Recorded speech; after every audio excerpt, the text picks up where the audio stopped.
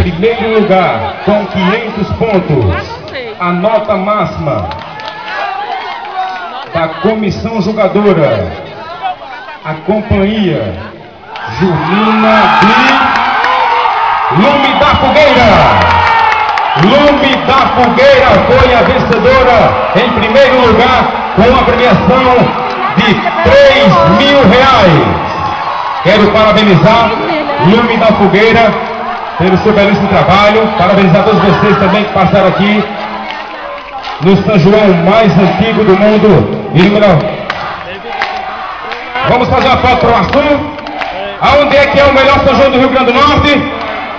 Muito obrigado, obrigado a todos vocês, e dizer que foi um prazer